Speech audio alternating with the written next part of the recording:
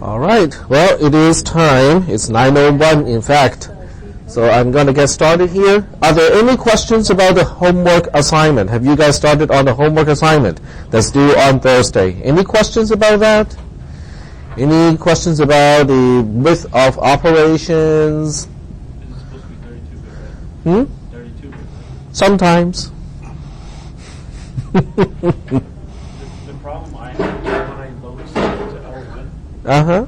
the text file, I open up L1 and it doesn't show anything. It just switches zero. You've been using the restore command? Yeah.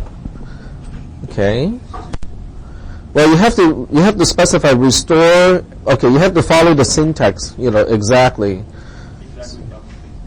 Okay, so we're talking about monkey business, and this is how you do it. Did you specify the ampersand before the L1? Yeah. And didn't do anything? Well, the question now is, what is in your file? Is it an empty file? Just the word coconut. Yeah. Okay, well, we'll take a look at this in the lab. That's the whole intention of the lab. Any other questions regarding the homework assignment? Concept questions, like, what kind of instructions are needed, what type of operands are needed, that sort of thing. No questions? All right. Well, if there are no questions about this, we'll start on today's topic then. Today's topic, interestingly, has to do with your homework assignments, so it's going to be helpful. It's not how to how to multiply and divide.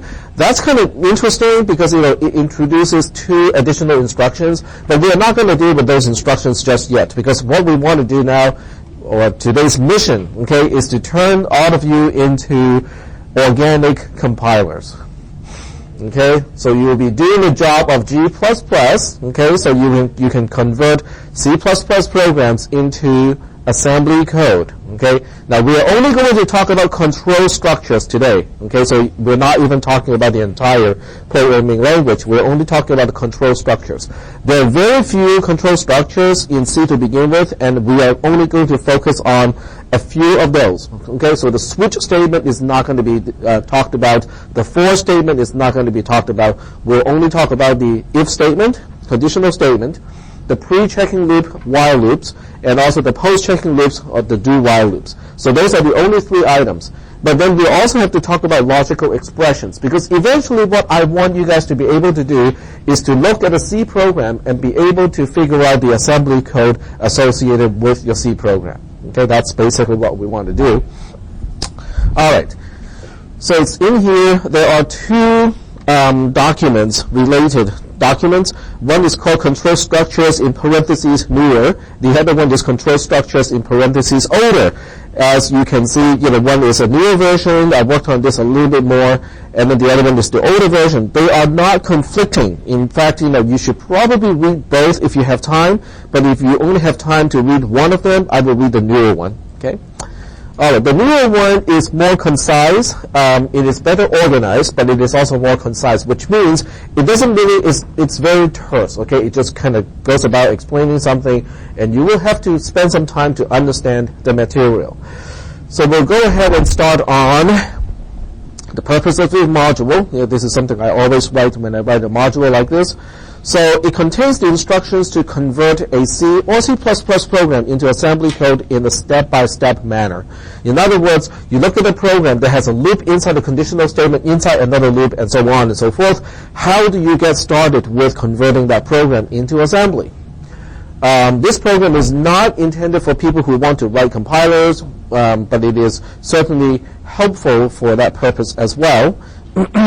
Many of you, after you move on to a 4-year university, will have the option, the elective, to take a class in writing compilers. Okay, usually it's called either compilers or the advanced programming language class in computer science.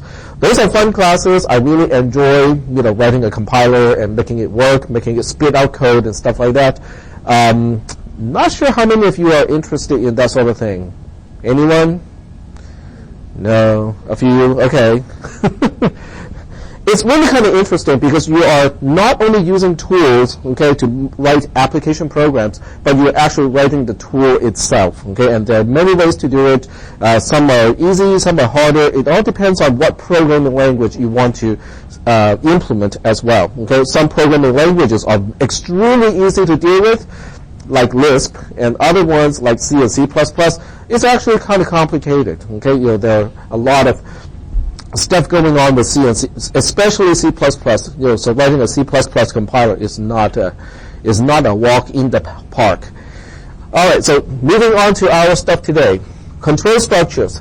This section introduces simple transformation that will turn regular C code into C code that has no control structure except for what I call conditional go-tos. So we'll go ahead and get started with a conditional statement. This is the sort of thing that you do not want to do in any of your other classes. Okay, so don't take this and go like, well, since Tech is teaching me how to do this, I'm going to use this in my CISP 400 and 430 classes. It's probably not a very good idea, okay? Unless you want to annoy the heck out of your other professors and, risk taking a, very low grade because of that. Okay. So we start with, a regular conditional statement, okay? This is a regular conditional statement, the structure of one in C++, okay? I am hoping by this time we don't have any questions about the syntax in C++, right? If followed by a condition that can either be true or false, or in C and C++ it's either 0 or non-zero. A block, BLK1 block 1 is the then block. It executes if and only if the condition is true. And then we have block 2, which is the else block. It executes if and only if the condition is false. Okay, so are there any questions about the control structure itself, what it is supposed to do? There should be no questions because people with those questions would not be able to graduate from CISP 360. So you guys should know this already. So what I'm going to do is to turn this code into something like this. It is still just C code. This is not assembly code in any way. It is still just in regular C code, except it is not structured anymore. In other words, there's no embedding of any kind. The only embedded statement is the go to L1 is actually a part of the conditional statement, if not C go to L1. That's the only part where it is quote-unquote nested. Nothing else is nested here. Yep? I don't understand the first line. Doesn't it say if not C? Yeah? Go to L1. Yeah. But does it make any sense to go to L1? Because what do I do at L1?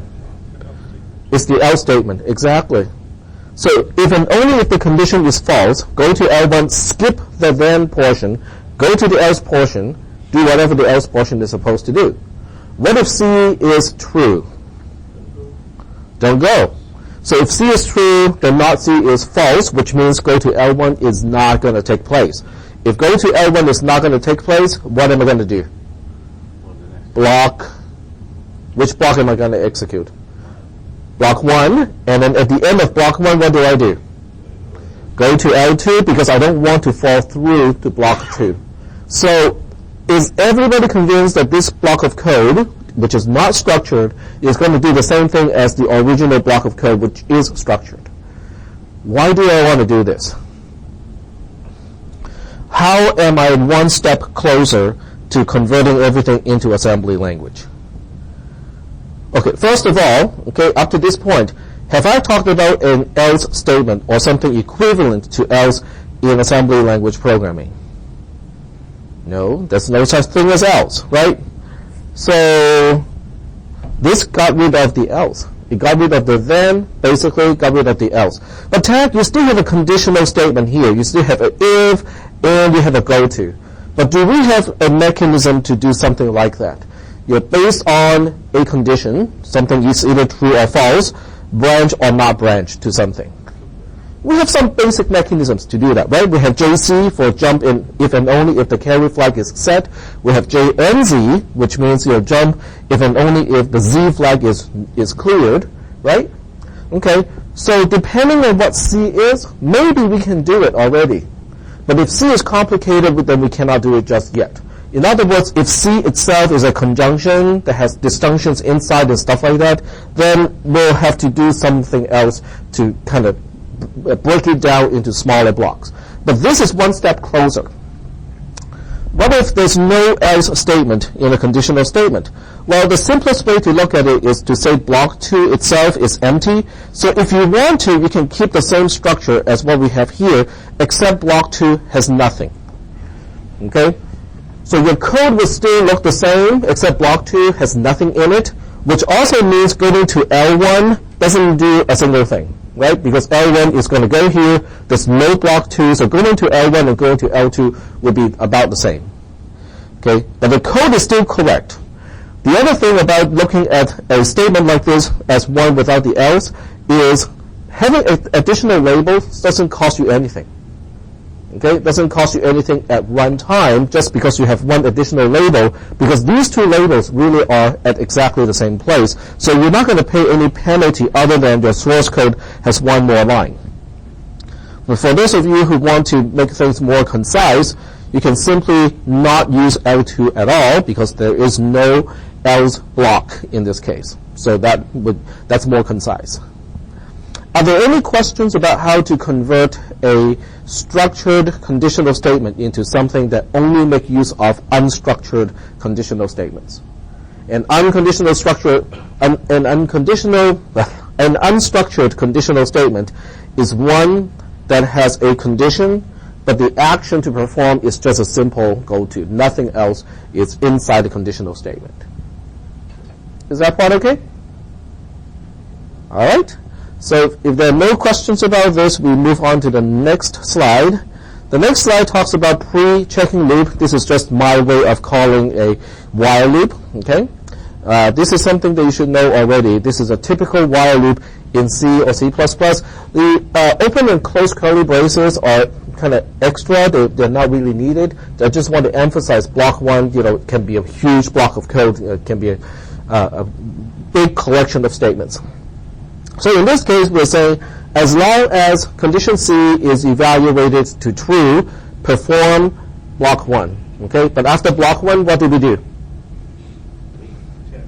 Check again, check C1 again, and then you have to determine whether to get out of the loop or not. And we'll keep doing this until C becomes false, then we fall out of the loop. So now we can look at the second block of code, which is how we can transform a structured conditional statement, a structured pre-checking loop into unstructured statements using a conditional branch type of construct. So when we look at this, L1 is the beginning of the entire loop. Okay, it gives us a label to go back to, and then right after that is the conditional statement that says if the condition is false, go to L2. But what is L2? What is the purpose of L2? Exit. Exactly. It gives us a place to exit the entire thing. But what if C itself is true? If C is true, not C is false. If not C is false, we're not going to go to L2. Does that make any sense? Okay. If we are not going to go to L2, okay, and by the way, there's a typo here. This is supposed to be a semicolon, not a colon. Then we perform block 1, which is the body of the loop. What do we do after block 1? We have to follow the goto, which is unconditional this time. Go back to the beginning of the loop, check the condition again, which is the behavior of a pre-checking loop. Are we still doing okay so far with this code here? Okay, we're turning a structured while loop or pre-checking loop here, this is the structured version, into something that is non-structured, like this one here. But by doing this, we are one step closer to transforming this entire program or this code into assembly language. So that's the whole purpose, is how do we step-by-step convert a C, C++ program, or at least control structure in this case, into assembly. The next one is the last one. It's a post-checking loop. And in this case, I definitely do not, well, I wouldn't say definitely, but we do not need the curly braces like the other one, but I use curly braces to emphasize block 1 is a big chunk of code, can have multiple statements. So this is the original code, and the meaning of a post-checking loop means we perform block 1 first, and then we check the condition C. If condition C is true, then we go back and perform another iteration. If condition C is false, then we get out of the loop. Okay, that's the behavior of a post-checking loop. This one turns out to be the easiest to translate into assembly or into a unstructured version, because we still need a label to mark the beginning of the loop so that we have a place to go back to. And then we specify block 1, which is the body of the loop itself. And after block 1, then we check condition C. If and only if condition C is true, we go back to L1 to perform another iteration. If condition C is false, then we are not going to go back to L1, which means we exit the loop and continue execution after this chunk of code. Are there any questions about this slide? No questions? So as I said, this is a little bit concise because, well, there's really no need to write anymore because, the actual template itself is fairly easy to understand. The only thing we have to remember is we only want to use the condition and a go-to that is conditional to the condition. That's all we're doing. Are there any questions at this point about the control structures? Okay. If there are no questions about the control structures, then we have another question. What if C is not a simple comparison? If C is a simple comparison, like a variable equals 0 or something like that, we can translate that into a compare and a conditional branch instruction, just like that. That's pretty easy to do. But what if C itself involves negation? What if it involves disjunction, which is or what if it involves conjunction, which is and? Well, we don't have logical expressions in assembly language programming. So we'll need other tools to help us break those compound statements down into, or compound expressions, I should say, down into smaller components. So we go up a little bit, and then we go back to section 4. Section 4 converts conditional go-to statements involving Boolean operators into something that's simpler. Okay.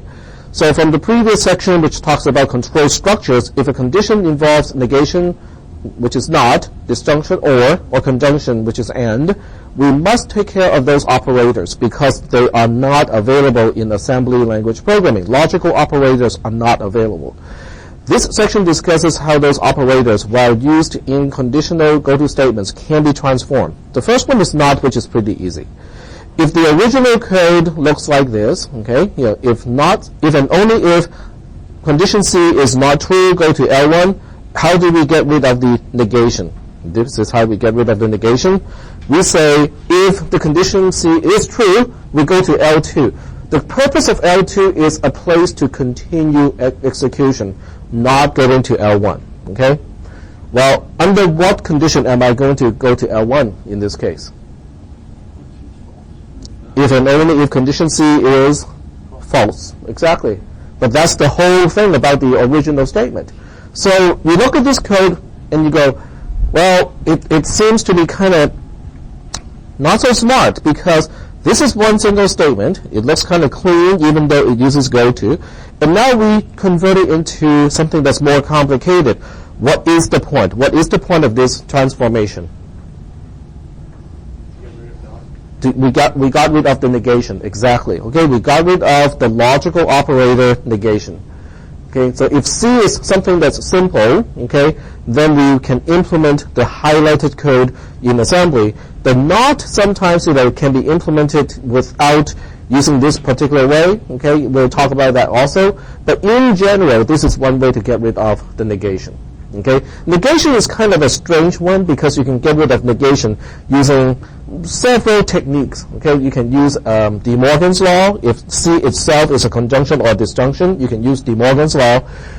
If C itself is a simple comparison, you can always flip the polarity of the comparison itself. Okay, in other words, if C is x equals y, and you have a negation in front of it, well, it's just looking for x not equal to y. Okay, so there are cases where you don't need to go through this trouble. You can just change how to express the condition, and you're done. Okay, all right. So this is negation. The next one is or disjunction. So if the original statement is if C or D, okay, C itself can be a complex expression, D itself can be a complex expression. Okay, but the operator that we want to get rid of is the logical or. So if this is the original statement, which means if and only if C or D is true, go to L1, I can transform this one pretty easily because it becomes something like this. If condition C, if and only if condition C is true, go to L1. Oh, but what if C is not true? Then we check D. If and only if D is true, go to L1. Okay? So are there any questions about this little transformation here? We got rid of the disjunction. Oh, hold on a second here. But that means, in some cases, if C is true, we won't even evaluate D in the transform code. Is that consistent with C and C++? The answer is 100% yes, okay? Because short-circuited Boolean evaluation from left to right is a part of the C++ language specification. This does exactly what the standard asks for. Okay? Are there any questions about this? The next one is probably the least intuitive one, but even that is not hard. Okay? This is conjunction.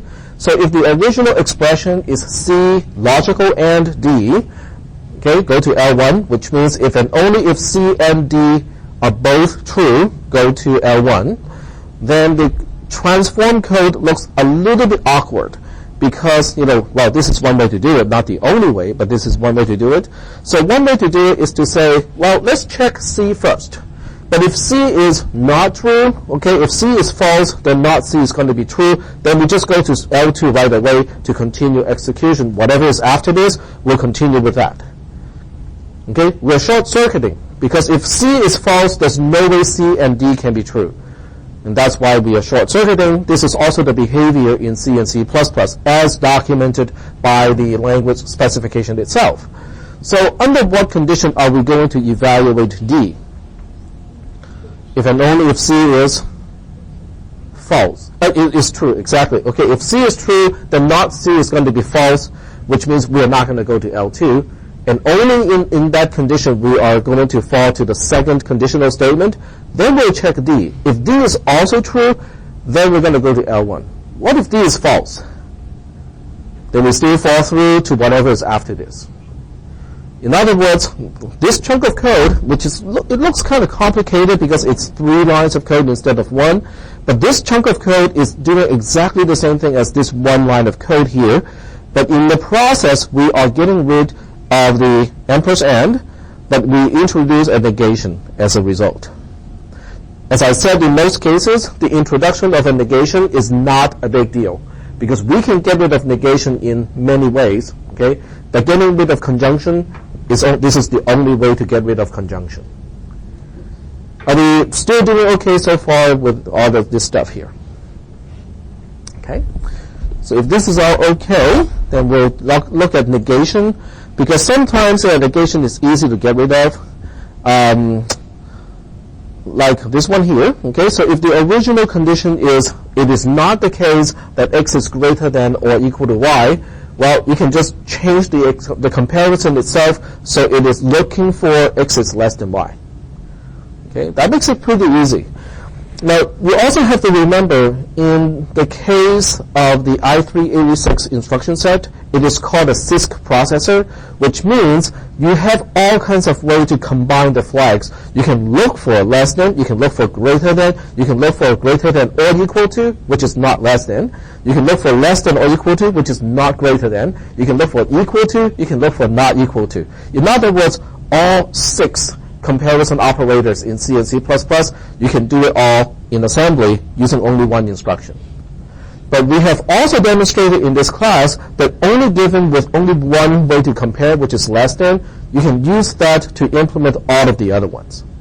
So even if you have a RISC architecture and the only thing you can do is confirming less than, you will still be okay. Okay? We look at the second expression here. Okay, this one is fairly easy too.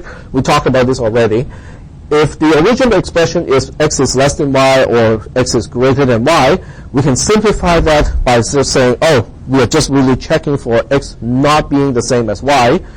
And checking for non-inequality is also simple because you compare and then you say j and z to whatever label. Okay, because if the difference between these two is non-zero, it means these two values are different. Signed or unsigned doesn't matter at all.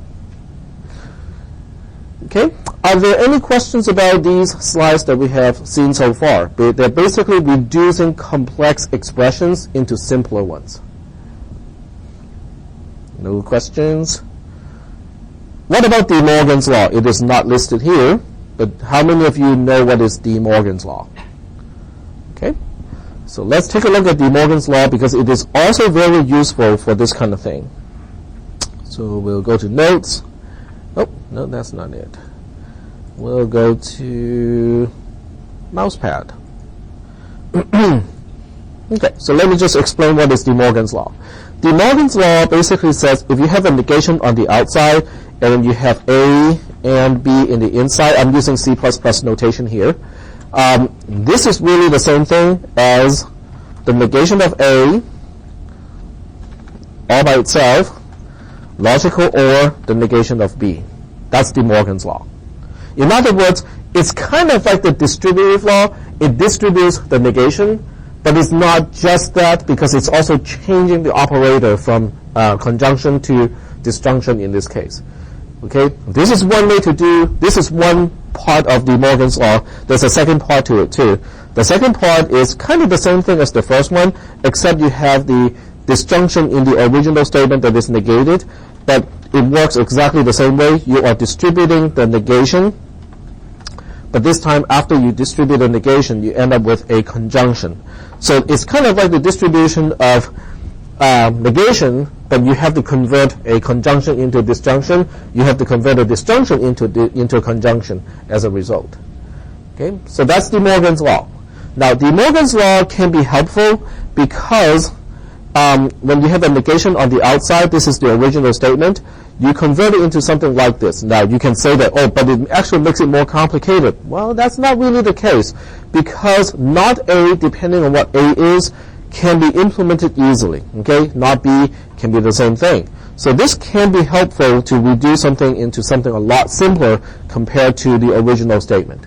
It is one way to get rid of negation on the outside. You keep moving the negation into the inside. At some point, you might have two negations. So double negation cancels out. Okay? You might have a simple case where you are saying negation and then some kind of simple comparison. Well, just change the way you compare and you're done. Okay? So this is actually one way to reduce a complex expression into simpler expressions, eventually down to the point where we can write it in assembly language. You're not required to use DeMorgans Law in this class, okay, because I know some of you may not have been exposed to the concept. But it really is a useful concept, especially if you intend to get into computer engineering or electrical engineering with a computer emphasis. This is really useful stuff, okay, because it's one way to convert between conjunction and disjunction. Alrighty. So we're done with section 4 already, and we can now move on to comparisons. There's really not a whole lot to say because comparisons typically are fairly easy to implement. General compare. Okay, this slide can be confusing. Okay, so we'll just go ahead and use some examples because if I read this, it's going to be extremely confusing. I think writing some examples would be less confusing. Let me check. The recorder is still recording.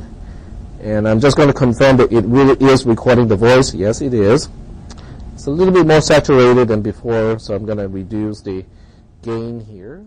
There we go. Maybe some more. Some more. Yeah. Okay, there we go. Because I don't want the gain so high that you guys can hear my heartbeat, right? Oh, it has happened before. It's not like, this is not theoretical, okay? I have, in the first few years that I did only audio recording, I had one of those USB thumb drive thingy that are also MP3 players. This is way before smartphones, okay? So you have dedicated MP3 players that operate on AAA batteries, okay? So you have to actually not recharge because some of these would not even take rechargeable batteries because the voltage is lower. So I would back then I usually wore flannel shirts that has a pocket. So I would drop that thing into the pocket to record my audio only. Okay. And because it's so close to my heart, if you listen very carefully when I'm not talking, you can actually hear my heartbeat. So you can tell exactly when tech is fibbing, because you can hear the heartbeat go like beep boop, beep boop, beep boop, and they go like beep boop, beep boop, beep boop, beep boop, beep boop, and it goes back to normal. It's like, oh, I think the class is doing so well in the first exam. I think the second exam is going to be fine. Beep boop, beep boop, beep boop, beep boop, beep boop. Yeah, this is going to be easy test.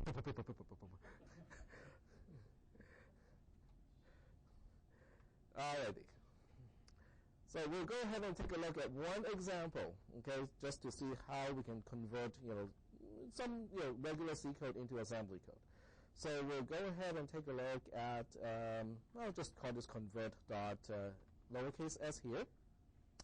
So the way I usually do this is I will give you the C code first, okay, make sure everybody understands what the C code is actually doing, and then we'll go ahead and convert it into assembly code, okay.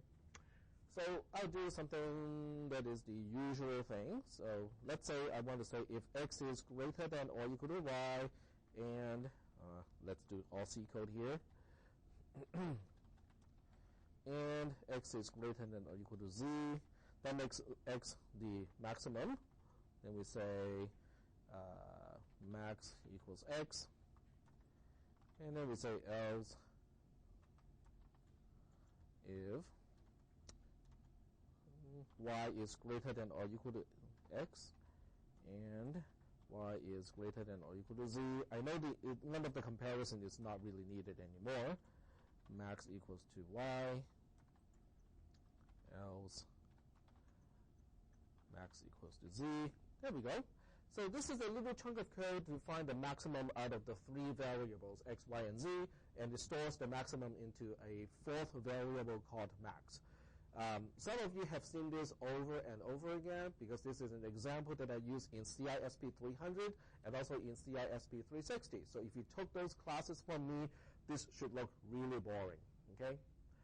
Now the big question is, okay, first question is, well, do we need curly braces in this case? The answer is no, curly braces is actually needed. Okay? But how does the compiler understand that we have a conditional statement inside another conditional statement? Does anyone know or remember or has kind of pondered upon how the compiler compiles programs like this? With no explicit curly braces to tell the compiler, yes, these things are inside that thing. Yep. Does it make its own labels? Does it make its own labels? Well, the compiler has expectations. That's basically what it is. Okay, so I'll just kind of briefly explain that because it's really not the main thrust of this class. When the compiler sees this if first, okay, it is setting up expectations. C and C++ is one of those languages where you have special keywords to start a particular type of statement. If, while, do, switch, for, and so on, go to, okay? Those are special keywords. It tells the compiler and say, oh, expect the following to be following. Well, what kind of stuff is it supposed to be following? If the compiler sees if, it will expect open paren, an expression, close paren, a then statement, and optionally an else. But if it sees else, then not optionally, there has to be an else statement. But note how I said it. One then statement and one else statement. Not a bunch, just one. Okay?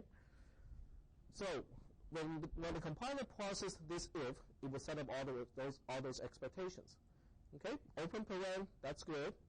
We have a expression that evaluates to either 0 or non-zero. That's good. That's our condition. Then we have close parenthesis. At this point, the compiler says, okay, I'm done with the expression. I expect a single statement to be the then statement. And what does it see? The first thing it sees is, oh, it's not a statement. It's not a control structure statement because it's max. It's not if, it's not while, it's not do, it's not for, it's not switch, it's not go to.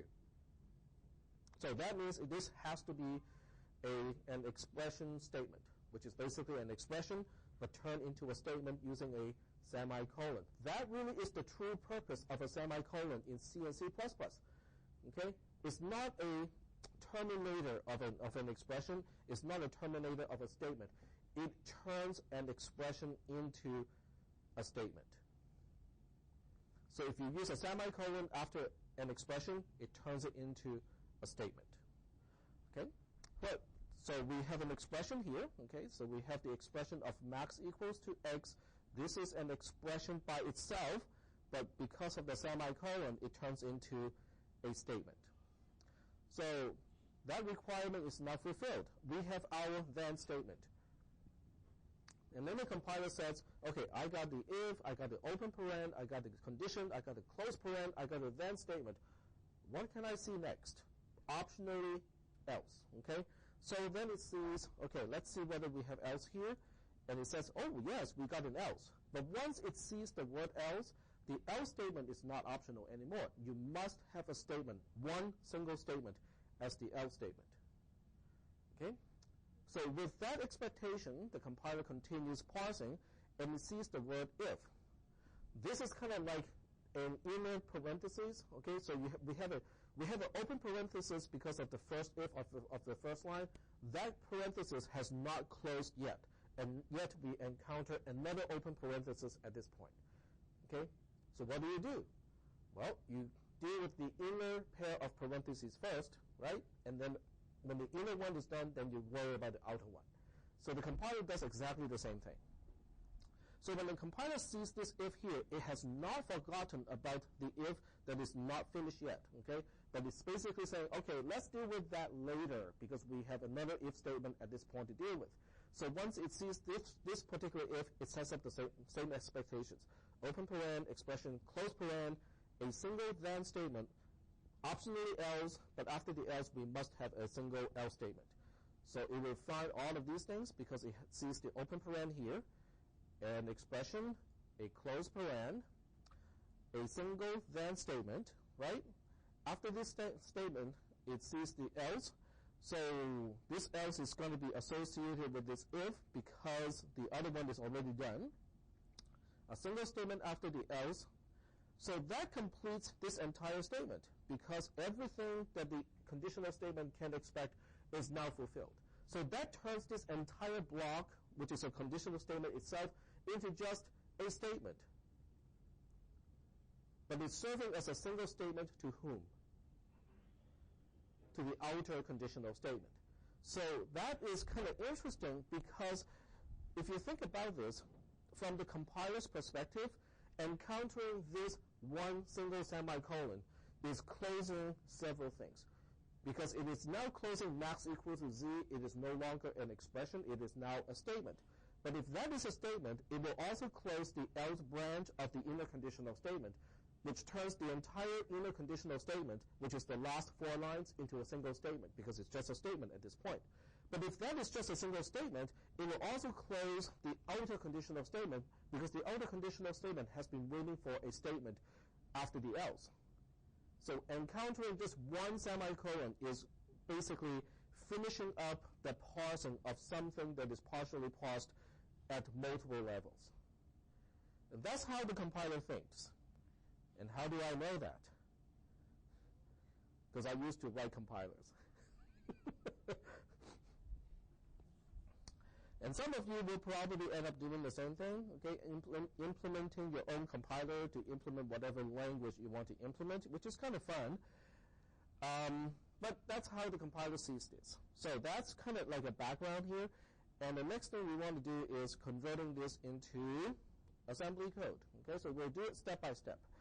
And the way I'm going to do this is this. So 1, 2, 7... yank, and I'm just making a copy of it, okay? So in the copy, I'm going to do the conversions, okay? The first thing I want to do is to get rid of structured code.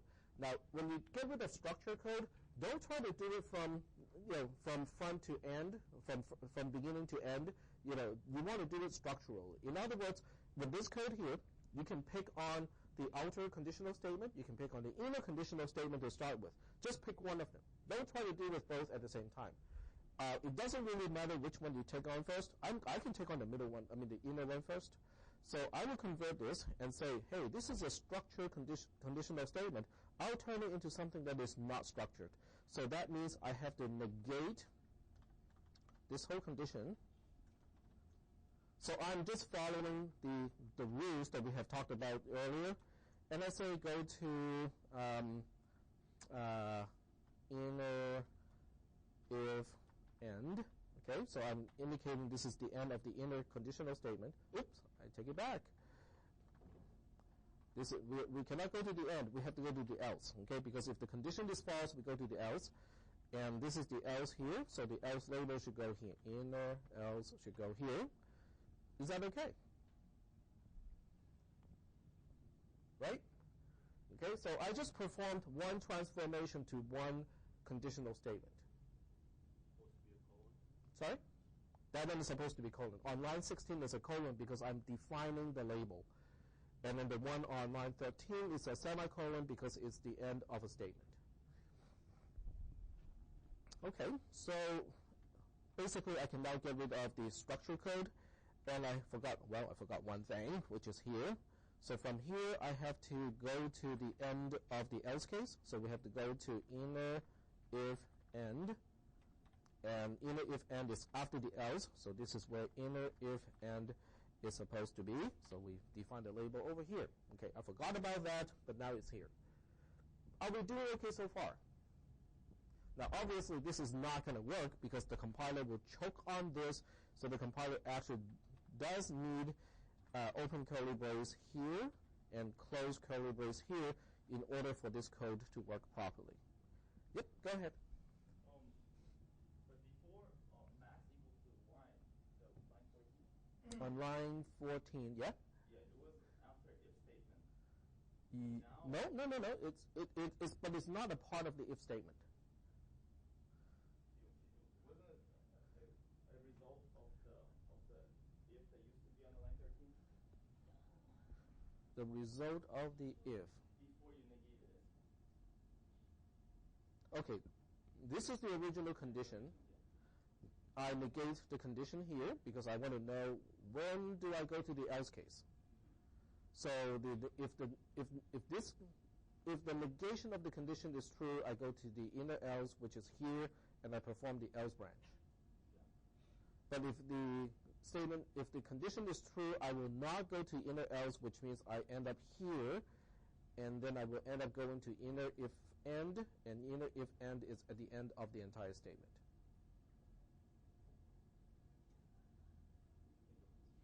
Okay. But it really is using the same strategy that we talked about earlier. Is that okay? All right. So if this is okay, then I'll go ahead and copy and paste this code so we can work on the outer conditional statement. So I'm flattening the structures first, and then we'll deal with the expressions. Okay. So let's go ahead and copy this and say line 8 to line 19, copy to line 19. Okay. So now we deal with the outer conditional statement. To deal with the outer conditional statement, as usual, we say if that is not true, then we go to outer else, okay, the else label of the outer conditional statement. And outer else is just going to be here because it is the starting point of the else case. So outer else, okay, ER. There we go. Okay, so that's one part of the conversion. And the other part of the conversion is we have to remember to have a go to here, to go to outer if end. Okay, so we have to go to the end of the outer conditional statement, which is going to be at the end here. Oops.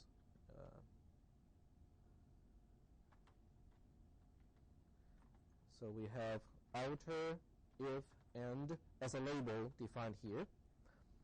And I think that should be it. Okay. So this is the actual code after we perform the conversion to the outer conditional statement. Yes? So I just want to verify, on line 21, Mm-hmm. the statement is true. It's If the expression is true, Yes, it's going to go to outer else. no. Okay, but what condition are you talking about? The negated one or the non-negated one? The negated one. If the negated one is true, then we go to outer else, yes. Okay, and if it's not true, it's going to the line. Well, if it's not true, then we don't have anything to do with the conditional statement. It falls through. Okay. Thank you. Yeah. Okay? Is that still okay? All right. Now, with this code, I do not need the curly braces anymore. The curly braces were only there because else can only take one statement after this, and that's why we need curly braces to group everything. But now that we don't have structure anymore, there's no need to use curly braces to group things into one single statement. There's no need for block statements anymore. Are we still doing okay so far? Line 21 to line 31. Is everybody convinced that it is still doing exactly the same thing as the original code, just messier? And it will upset, Professor Fox, Professor Subsidiary, and I guess, and Professor, Irvine to no end, because it's like, why did you do this? This is not structured. But it does the same thing. Tech told us so. Then they walk into my office and go, Tag, what did you do to our students? I taught them assembly language programming as promised. Alrighty. So, at this point, the next question is, did I use something that is intuitive? Did I use something that requires thinking? Yes, it requires thinking. Well, I was hoping the answer was no, okay, because we just blindly match the statement that we want to transform to the templates, and then we say, given this template, okay, we identify the key pieces. This is the condition, this is the then statement, this is the else statement, and we just blindly convert it into something that is quote-unquote flattened without structure. Okay? So that was how it was all set up. Because this is the first time you see this, it's not something that's mechanical. But if you think about the process itself, it is fully mechanical. It's a template match. If it matches this template, convert it this way. Okay? It's really kind of blind conversion. Okay. So the next thing we'll do is we'll have even more blind conversion, because now we have this thing here to worry about. How do we get rid of the negation? How do we get rid of the conjunction inside? And the same thing applies here. Okay? So let's go ahead and do this part. Okay, so we'll say line 21 to line 31, copy to here. So we have a new copy of this code. So you can see that this is itself by itself a log of the whole process. I can upload this to Moodle if you guys want to. But the video is a lot better. If you just read the code, it's not, without the explanation, it's not as easy to follow. Okay, so we'll deal with this line first. Let me go like, okay, what do we do with this? What do you think?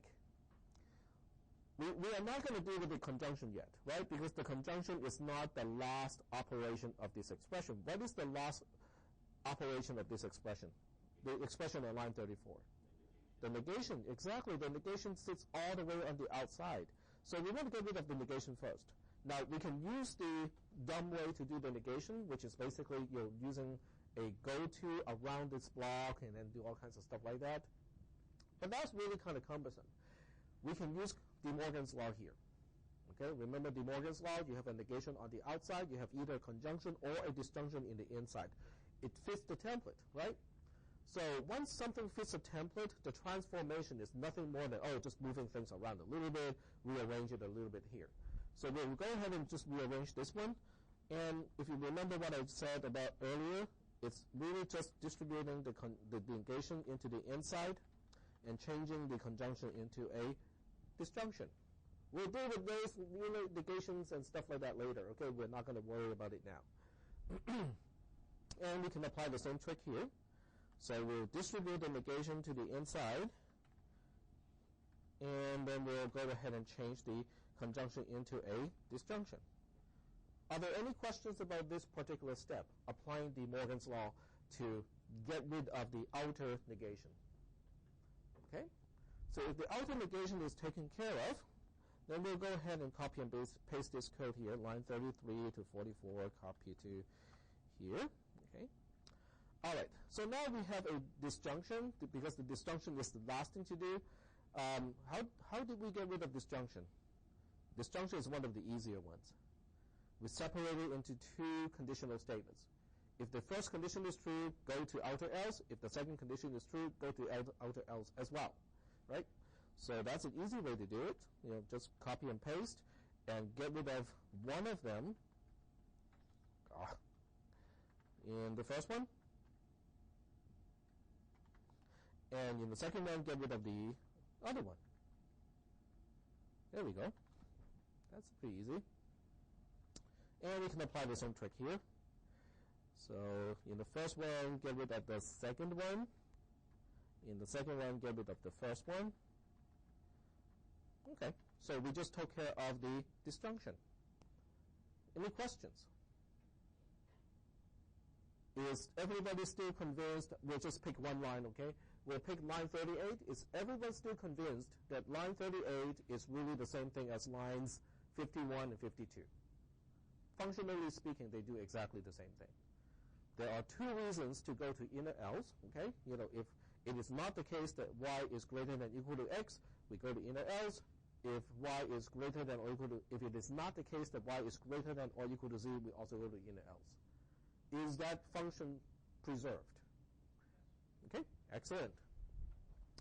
So now we copy and paste this again. So we go from line 45 to line 56, I think. Nope. Is it? Nope, line 58. So 45 to 58, copy to the end of the program. So now we want to get rid of the negation. Okay, but instead of using the blind way to do the negation thing, we look at this and go like, hey, it is not the case that x is greater than or equal to y. What is it looking for? X is less than y, right? That's all it's looking for. Okay, well, that's a pretty easy conversion. There we go, just like that. Yep.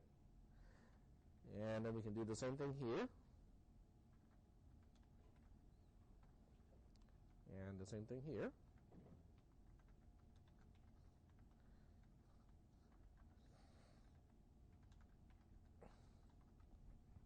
Any questions about this step? We just took care of the negation without introducing new statements, new labels, and stuff like that, which is great. Okay.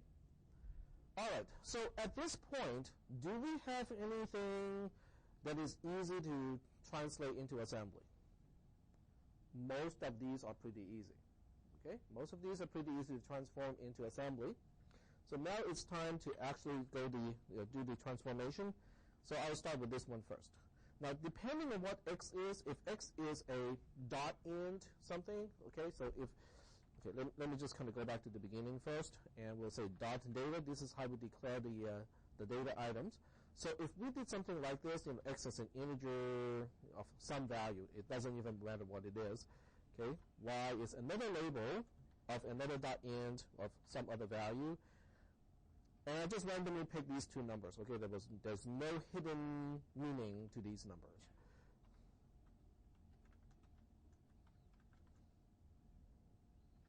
Okay, so don't try to read more than there is. Okay, so we have all of these data items, quote-unquote data items, declared like this. X is a label, Y is a label, Z is a label, but they're all labels of .int definitions, which means each one has 4 bytes or 32 bits to represent the value 6, 13, and 42. Okay, max is kind of the same thing, but since we're going to overwrite max anyway, so that value of 90 is going to go away regardless. Okay, so given x, y, and z are all declared like this, let's see how we can do this. Well, it'd be good if we can do a compare long, x, y, or something like that, but that cannot be done. Why not? Well, we need a jump instruction after that, but there's a reason why the line 67 is not going to assemble. What is the assembler going to complain about this? We can have up to 1 memory operands for each instruction. How many do we have here? We got 2 because we have 2 direct operands, and all direct operands are memory operands. So we cannot do something like this. Well, that means we just have to copy one of them into a register first, and then we'll use the register in place of the label. Then it'll be okay. So that means we just have to move one of them. Okay, I'll just move X into EAX. And then the next one we'll compare Y with EAX. Okay? But that's not how we want to do it. Because if you do something like this, then the implied subtraction, remember we don't store the result after the subtraction because it's a compare instruction, but the subtraction is now subtracting EAX, which is X from Y, and then we will use the result of that for the conditional branch instruction. It's not like you cannot do it, but it's not intuitive. Okay? So I'll show you what is intuitive, which may not seem intuitive to begin with, but it is. Okay? So I'm actually going to do this. I will subtract X from Y. No, I will subtract Y from X because we subtract the first operand from the second one. And we will set all the flags, okay, the 4 flags that we really like to use, the C flag, the O flag, the S flag, and the Z flag. It will set all of those flags here. So the next thing is, well, we maybe need some kind of jump instruction here to go to outer else, okay, because that's the whole point, is converting it into assembly code. So the question is, what kind of condition are we going to use on line 69 to perform this conditional branch? That is the question. Well, that depends on what X and Y are, because if X and Y are signed, we have to use one set of instructions. If X and Y are unsigned, we have to use the other set of instructions. So for simplicity, let's just say they are in fact signed, okay? So if they are signed, what are we going to specify here?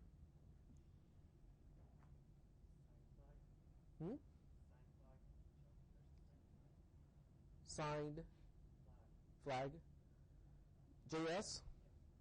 Well, JS is not going to get a trick done because the signed flag alone cannot indicate ordering of signed numbers. Do you guys remember that the signed flag alone is not good enough? The overflow flag itself is not good enough. But what is good enough? Sign exclusive or overflow. Okay? But we call it a particular name. There's a name for that flag. We call it the L flag. Okay? Now the L flag actually does not exist, but there's an instruction to utilize that imaginary flag here, so we can use a JL. Okay, so let me just read this part in a particular way. This part is a lot easier when I'm doing this on the whiteboard, on the projector, than reading the text here. It has exactly the same information, but this is a lot easier to read. Okay, so if you look at these 2 instructions, this is how you read it. You start with the branch. You say branch to outer else if and only if X is less than Y. I know the ordering looks it's a little bit awkward, but it does work in the long run. This makes a lot of sense. So let me just give you the template here. Yellow is not a good idea. Okay, so we have C and P. I don't really care about the width because this part has nothing to do with the width here. So let's say we have V1 here, some kind of operand V2 here. And once again, do not use greater than or less than. It's just a way to say that it's just a placeholder, okay? And then we have a branch instruction here to some kind of label. So I'm going to be emphasizing this is just a label. And then we have a comparison operator here. So we'll say OP, some kind of operator. Okay, so this is a fairly repeating pattern that you will see in this class. Okay, you have a compare instruction followed by a conditional branch instruction, or you want to convert it into something like this. The question is, what is it actually doing? Okay, so the way to read this is to say jump to the label L, okay, whatever it is, if and only if V2 OP V1. That's how it is read. Now, it goes both ways, okay? If you start off with something like this, you convert it into something like this. If you start off with something like this, you can read it or interpret it like this. Are we doing okay so far? But this really is saying something like this. This really is the same thing as saying if and only if V2 OP V1 go to label L. Haven't we seen a lot of this stuff lately? So every time you see something like this, where V1 and V2 are really simple stuff, okay, if it's a long expression, you kind of have to deal with the expression first. But if it's something like simple, then you can just go ahead and convert this into this, and vice versa. Yep. Do you have to, or where do you define the operator? The operator can be equal to, which is Z, not equal to, which is NZ, can be less than signed, which is L, can be greater than, which is G, can be less than or equal to, which is NG because it's not greater than, can be, and so on. Where's the list of them? In which chapter? Under the conditional branch section. They're all there. It's just, we went through a few, okay, we went through JC, JB, and so on. If it is signed, then you use JB, JC, JMB, and JA, that sort of thing. But it's described in that section. Okay? But basically, OP is a relationship operator. It says, do we have equal? Then it's Z. Do we have less than? Do we have below? Do we have above? Do we have not below, not above, not less than, not greater than, less than, greater than? That's what OP is. Okay? So that brings us back to the code on the projector. Okay, so this is the original code, so we have to convert it into the following, because EAX is taking the place of X here. So when you look at this code, we are saying if and only if X is less than Y, branch or go to the label outer else. I know the first time you do this is kind of awkward, because we had to flip the first and the second operand. Their order has to be exchanged. But that has to do with which one is being subtracted from which one, okay? And the way we describe the flags. Okay, so this way it is consistent.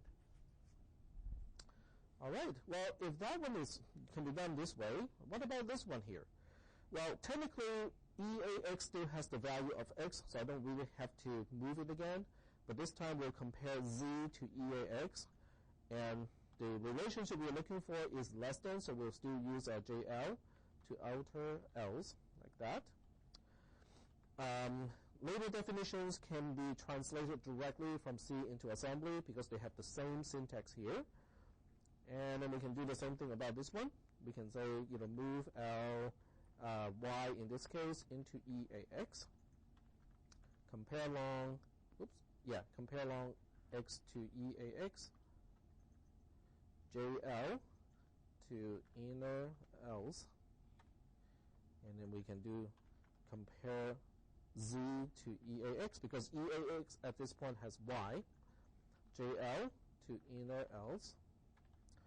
Get rid of the commenting of the label definitions because they have exactly the same syntax in both languages. So now we have taken care of the comparisons and the conditional branches. Yep, go ahead. Why did you have the need to move Y into EAX if X is already in EAX? Because the second comparison still relies on Y. So it's better off to move Y into EAX and then use EAX as Y. But if X is already in... Oh, you mean saving one move? Yeah, you can do it that way. But I just follow the general approach. What you said is true, but it requires you to track which register has what by the time you get to that point. Okay, so if this were a much longer complex, then it would... Right. Then it's easier to lose track, and if you did something in between that can change the value of a register, that would be lost as well. So it's better to keep it closer to the code that you're translating. But if you already have moved X into EAX, Yeah. Mm-hmm. and then you redefine EAX, that doesn't also that overrides it. It overrides EAX. So on line 77, EAX becomes Y instead of X. But that's how the structure goes because the next comparison also relies on EAX. But if we're moving from inner to outer, I mean, you see what I'm saying? Yeah. If the outer part of X Mhm. is EAX, Yeah, you can use it. rewrite it. Yeah. Why? Won't that affect the outer? No, because EAX is a register. It has nothing to do with X other than it starts with the same value as X. So whatever you do to EAX does not happen to X itself. It's not a pass by reference parameter. All right. Are there any questions about this part here? So we took care of the control structure at this point. So let's go ahead and copy this again, line 65 to 88. Copy to the end of this program. And now what we have left are really just the assignment operations, okay? Now, it would be nice if we can just say move X to max, but that won't work because once again we have what problem? Two memory operands, okay? We can only have up to one memory operands for each instruction. So, well, it's kind of cumbersome, but in this case it's not because X is in EAX already, so we just say move EAX into max for this one. Go to is easy because go to just translates to jump directly, just like that, but you don't want the semicolon at the end. And then the same thing over here, max equals to Y. You have to say, but this time you have to move Y into EAX first. Oh, nope, I take it back. It's already done because we moved Y into EAX already at this point, so we don't need it. And then you say move long EAX to max because EAX has a value of max already. EAX has the value of Y already at that point. Go to inner if end just becomes jump to inner if end without the semicolon. And then we have Z here. Z was never put into any register, so I have to do it here. So move Z into register EAX, move long EAX, which has the value of Z, into max. And that's it. That's the entire code. So are there any questions about the conversion process? The process itself. Okay, let's see if we can do this. Let me save the program first. Exit dash, I think it's uppercase O. I can be wrong. Nope. Side by side, there we go. All right, so what I want to do is to show you the code before and after.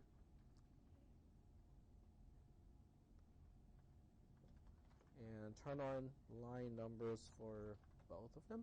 Okay, so the original code is the one to the left from line 7 to line 13. Okay, that's where we started with structured C code. The converted code is the one to the right-hand side from line 90 all the way to the end of the program. Okay, now I know it's kind of long. It will take a little bit of time. It's not necessarily a walk in the park, but it is mechanical. Okay, the process is mechanical once you understand the templates, the transformation rules. It is entirely mechanical. And anything that's completely mechanical, we can easily write programs to do that. And that's what compilers do, really. Compilers just do this, kind of using, algorithms and whatnot, but it really is just doing this. Oh, here's a template. I see this. I transformed it into this, and so on. Any questions?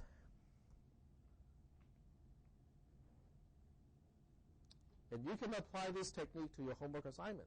If you know how to write your homework assignment code in C and C++, you can apply these techniques, these tricks, to convert it from C, C++ into assembly code in a very, very mechanical way. Now, what you do have to be careful about is when you compare, okay? Because when you do something in C, if you compare a character to a character, it automatically knows, oh, this comparison needs to compare byte. But when you write code in assembly code, that is not the case. Okay? You have to specify, is this compare byte? Is this compare word? Or is this compare long? Is this move long, word, or byte? Is this increment or add one to something, byte, word, or long? So you have to choose in every single case what is the width of the operation, because there's no compiler, there's no type to help you decide which way it is supposed to be. So you have to be careful about that part. All right. Any other questions? No questions? Okay. It is kind of tedious. Yep, go ahead. Can you still post the file on the... Sure. Let me do that right now. And what time is it? It's 12, so we have 8 minutes left.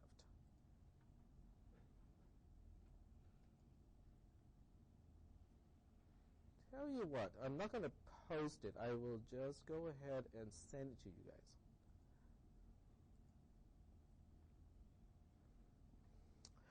I know exactly what I was about to do. Roll sheet. I kept forgetting this. This is one of the last few days I can actually take roll. Okay, so people who are not here today.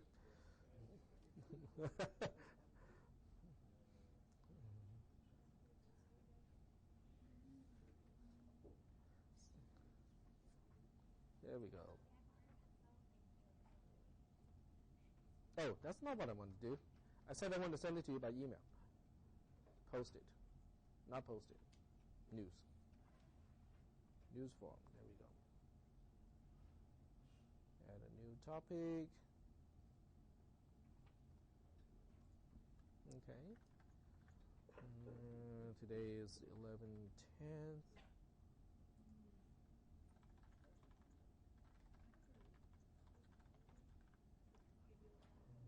And specify the file.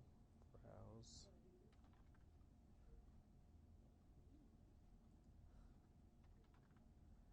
No.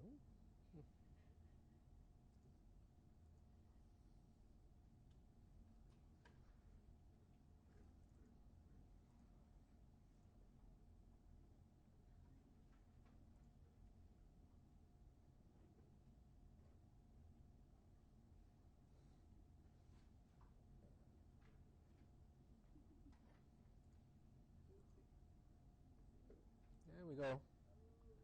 This is also a good test of whether you guys muted your phones or not, because if not, we'll be hearing a lot of ding-dongs in just a few minutes. Because it's sending it right away. So in a few minutes, you will get your email. Okay, there we go. And I'm hoping that mine is not the first one to ding. Alrighty, so are there any questions about the content that we have been talking about today? So you guys are all professional compiler writers, developers? Okay.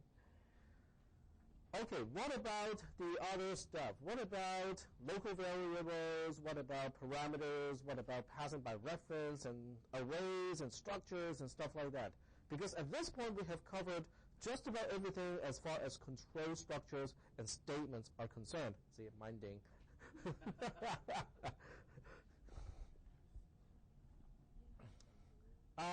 What about the other stuff? Well, the other stuff is not in this section because they're all in the next section. The next section talks about subroutines, okay?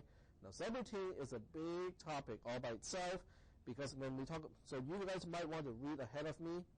On Thursday, I'll give you a practice exam for exam 2 because, this is a good, clean point to make a break, okay? But subroutines are very important, okay? So these are the topics that we'll talk about. We'll talk about the mechanism of calling and returning in terms of subroutines, okay? Because you probably you understand subroutines in cisp 360, okay? But the question is, what is exactly the underlying mechanism at a lower level, okay? What instructions do we do? We'll talk about stacks, okay? A stack is basically a last in, first out, LIFO type of organization. We'll talk about the stack pointer, which is one way to implement a stack. We'll talk about the instructions that make use of the stack pointer. And the most basic ones are the push and pop instructions. We'll talk about the return address, because the call and return instructions make use of the return address, which is also stored on the stack. So these things, okay, let me just highlight which portion we are talking about here. So from here to about here, these are all based on instructions in assembly language, okay? But then what about parameters? How do we pass parameters into subroutines? How does a subroutine access the parameters? What about local variables? Well, as it turns out, local variables and parameters are very much related. It's just who set it up. The caller set up the parameters, but the subroutine itself set up its own local variables. That's the only difference, okay? But the way we access these are about the same, okay? We'll also talk about the frame pointer, because that is a single point that does not change, so that we can refer to both parameters and local variables using the frame pointer. We'll call about common frame structure. This is really cool, because this topic, okay, let me just scroll this up so people in the back can see it. Because this particular topic allows us to write code in assembly. We can write subroutines in assembly, but those subroutines will become callable from C and C++. Okay? Because they use the same standard. Okay? They can talk the same language, so we can write subroutines completely in assembly language, but they can be callable from C and C++. Even if you want to return the result, that will still work. We'll talk about those mechanisms. And because we understand the mechanism, we can also do the reverse. In other words, we can call C and C++ subroutines from assembly code, which can be helpful as well. Okay, so we'll talk about those things. The homework assignments from this, in this particular section will typically consist of a C program that I give you, and you will convert one or more subroutines into assembly code, but then the whole thing will have to still work together. So it will be partially implemented in C and C++ and partially implemented in assembly language, pure assembly language. Okay? Are there any questions about that? No one seems to be very excited about that. I'm assuming that nobody is interested in writing real-time kernels, operating systems, that sort of thing, because that is what you need in order to get it done. Because you cannot write an operating system entirely in C or C++. It doesn't have the control to do that, okay? And yet, you don't want to write application programs completely in assembly code either. So there has to be an interface somewhere, right, going from C++ to assembly and back. So that's the main focus of this stuff here. Once we are done with this topic, okay, once we are done with all of these topics here, maybe a little bit of the next one, which talks about records and arrays, then we'll go back to hacking, okay, because then we'll understand what is going on with instructions, we'll understand what is happening with a stack, and what is happening with bad programming practices. So we can say, hey, I think this program is poorly written. It's probably using string copy, okay, to copy something onto the stack into a local variable. Then we'll find out how to hack those programs. Yeah. All right? So that's what we're going to do for the rest of the semester. I'm hoping at least some of you are feeling, hey, this is cool stuff. Well, even if it's not cool, we'll still teach it.